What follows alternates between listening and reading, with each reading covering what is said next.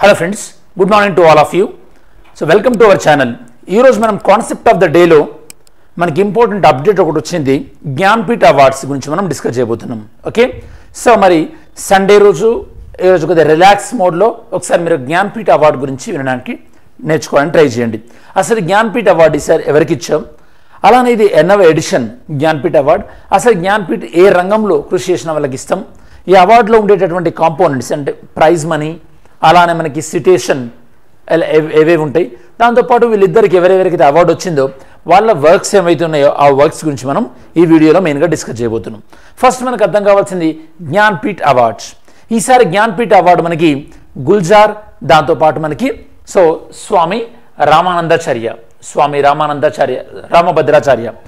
రామభద్రాచార్య వీళ్ళిద్దరికీ కూడా ఈసారి మనకి జ్ఞాన్పీఠ్ అవార్డు ఇచ్చారు. ఇప్పుడు మనం మాట్లాడుకుంటుంది 58th edition of the Jnanpith awards. Jnanpith award నార్మల్గా లిటరరీ వర్క్స్ అంటే ఎవరైతే లిటరేచర్లో హైయెస్ట్ వర్క్స్ ఉంటాయో వాళ్ళకి ఇస్తారనమాట జ్ఞాన్పీఠ్ అవార్డు.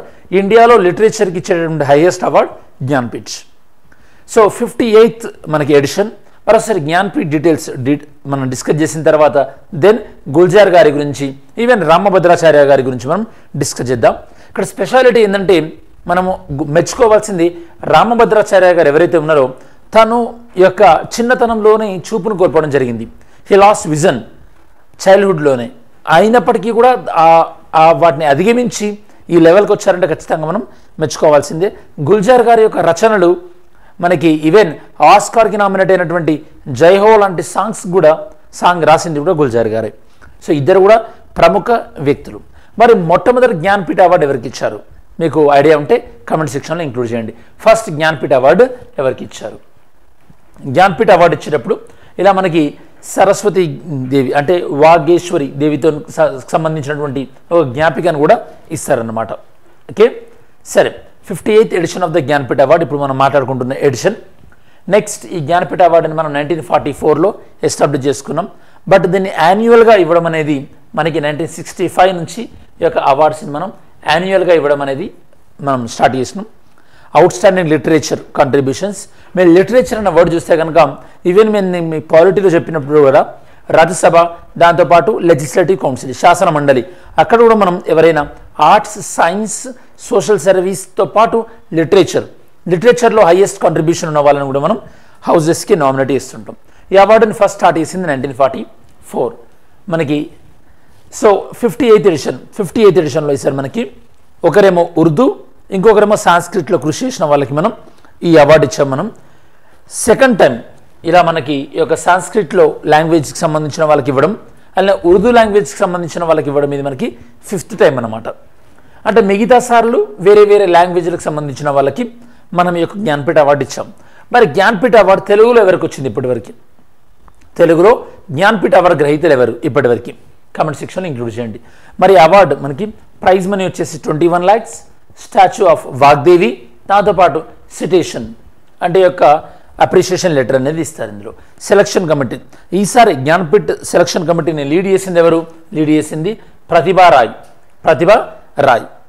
ఉర్దూ పోయెట్ అయినటువంటి గుల్జార్, దాంతోపాటు సాంస్క్రిట్ స్కాలర్ అయినటువంటి జగద్గురు రామభద్రాచార్య గారికి అవార్డు ఇచ్చారు. ఓకే, ఒకసారి మనం ఇద్దరి ప్రముఖ వ్యక్తుల గురించి కూడా డీటెయిల్స్ తెలుసుకోవడం ట్రై చేద్దాం. గుల్జార్ గారి యొక్క ఫస్ట్ నేమ్, యాక్చువల్ నేమ్ ఏంటంటే సంపూరన్ సింగ్ కాల్రా, పాపులర్గా గుల్జార్ అని అంటుంటాం. ఫస్ట్ తన ఆల్మోస్ట్ ఆల్ యొక్క సాంగ్స్, దాంతోపాటు తన ఫిలిమ్స్ని డైరెక్ట్ చేయడం అండ్ ఈవెన్ తన యొక్క లిటరేచర్, ఇవన్నీ కూడా తన వర్స్టైల్ అనమాట. చూద్దాం ఒకసారి తన యొక్క కంట్రిబ్యూషన్స్ ఏమున్నాయో. ప్రీవియస్ తనకు వచ్చినటువంటి అవార్డు చూస్తే కనుక ఆల్రెడీ ఇండియాలో సెకండ్ హైయెస్ట్ అవార్డు అయినటువంటి పద్మవిభూషణ్ అవార్డు కూడా తనకి ఇచ్చారన్నమాట. తనకు వచ్చినటువంటి అవార్డు చూద్దాం. సాహిత్య అకాడమీ అవార్డు 2002లో, దాదాసాహెబ్ ఫాల్కే అవార్డు 2013లో, దాదాసాహెబ్ ఫాల్కే అవార్డు, ఇది మనకి ఫిలిం ఇండస్ట్రీలో హైయెస్ట్ అవార్డు అనమాట. దాని తర్వాత పద్మవిభూషణ్ కాదు, పద్మభూషణ్ 2004లో. ఇవి తనకి జ్ఞాన్పీఠ్ కాకుండా వచ్చినటువంటి awards. Jnanpith award point of వ్యూలో చూస్తే కనుక తన యొక్క పాపులర్ కంట్రిబ్యూషన్స్, లిటరీ వర్క్ చూస్తే కనుక సాంగ్స్ జై హో for the film of Slumdog millionaire, దీనికి మనకి ఆస్కార్ అవార్డు రావడం జరిగింది 2009లో. ఈవెన్ మనకి గ్రామీ అవార్డు కూడా వచ్చింది 2010లో. గ్రామీ అవార్డు ఏంటంటే మనకి ఒక సాంగ్స్ పాయింట్ ఆఫ్ వ్యూలో, మ్యూజిక్ పాయింట్ ఆఫ్ వ్యూలో హైయెస్ట్ అవార్డు అనమాట గ్రామీ అవార్డ్స్. అదే మనకి సీరియల్స్ కానీ web సిరీస్కి ఇచ్చేటటువంటిది ఎమీ awards.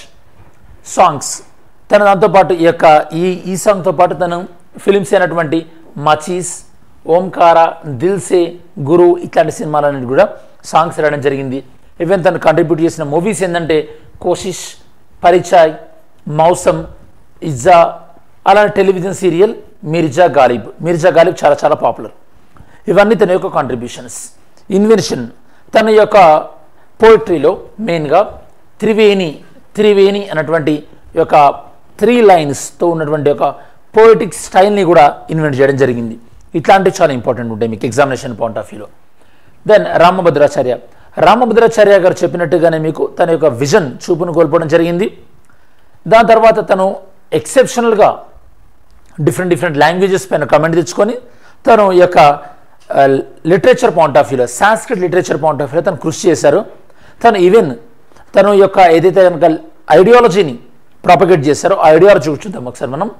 Founder and head of the Tulsipeeth Chitrakoot, Tulsipeeth యొక్క ఫౌండర్. దాంతోపాటు more than 240 books and text కూడా రాయడం జరిగింది. అందులో 4 ఎపిక్స్ అంటే మనకి రామాయణం, మహాభారతం లాంటి యొక్క కావ్యాలను ఖండ కావ్యాలను మనం ఎపిక్స్ అని అంటారు అనమాట. తను ఈ యొక్క 1 of the 4 Jagadguru Ramanujacharyas, okay, Ramanandacharyas. Ramananda అనేది యాక్చువల్గా సెక్ట్, ఇది ఒకటి. మీరు ఈవెన్ ఏన్షియంట్ హిస్టరీలో కూడా చదువుకుంటారు. Socio religious reforms point of వ్యూలో రామానందాలకు మనకి 4 ఉంటారన్నమాట. 4 జగద్గురుస్ ఉంటారు రామానంద సెక్ట్లో. అందులో రామభద్రాచార్య గారు ఒక సెక్ట్ అన్నమాట. తనకు ఆల్మోస్ట్ ఆల్ 22 లాంగ్వేజెస్లో తను పట్టు సాధించడం జరిగింది. 2015లో పద్మవిభూషణ్ అవార్డు కూడా రావడం జరిగింది. ఇండియాలో 2nd హైయెస్ట్ ఆనర్. తన పర్సనల్ లైఫ్ చూస్తే కనుక తన యొక్క యాక్చువల్ నేమ్ గిరిధర్ మిశ్రా. తన యొక్క ఐసైట్ అని ఆల్మోస్ట్ ఆల్ 2 monthsలోనే కోల్పోవడం జరిగింది. దాని తర్వాత చూడండి 2 months ఐసైట్ కోల్పోయిన తర్వాత 5 yearsకి వచ్చేసరికి తను భగవద్గీత మొత్తాన్ని గుర్తుపెట్టుకోవడం, అలా 8 yearsకి వచ్చేసరికి ఎంటైర్ రామచరిత మానస్ని గుర్తుపెట్టుకోవడం, ఇవన్నా కూడా మనకి ఈ యొక్క ఎక్సెప్షనల్ టాలెంట్ అని చెప్పొచ్చు. ఎప్పుడైనా సరే మనకు ఒక డిజేబిలిటీ ఉండి ఆ డిజేబిలిటీని ఓవర్కమ్ చేయడం అనేది ఆబ్వియస్గా we have to appreciate these people. ఇవి మనకు ఓవరాల్గా రామభద్రాచార్య గారి గురించి సంబంధించి, దాంతోపాటు గుల్జార్ గారికి సంబంధించి, అండ్ ఈవెన్ మనకి జ్ఞాన్పీఠ అవార్డుకి ఉండేటటువంటి ప్రైజ్ మనీ, దాంతోపాటు మనకి selection committee chairman and members మారుతూ ఉంటారు. దాని తర్వాత ఇప్పుడు మనం ఎన్నో ఎడిషన్ అంటే జ్ఞాన్పీఠ అవార్డు మనం ఎప్పుడు స్టార్ట్ చేసినాం, దాని తర్వాత దీన్ని మనం ఎప్పుడు యాన్యువల్గా ఇవ్వడం స్టార్ట్ చేసినాం. ఇది మనకు ఓవరాల్గా ఈసారి మన జ్ఞాన్పీఠ అవార్డుకి సంబంధించినటువంటి ఇన్ఫర్మేషన్. ఐ హోప్ మీకు ఈ ఇన్ఫర్మేషన్ యూస్ఫుల్ అయింది అనుకుంటున్నాను. ఇంకా మీరు ఏమైనా టాపిక్ సజెస్ట్ చేయాలంటే కనుక సజెస్ట్ చేయండి. నో ఇష్యూస్ మనం టేకప్ చేద్దాం. Thanks for watching our channel. Have a great day. జై హింద్.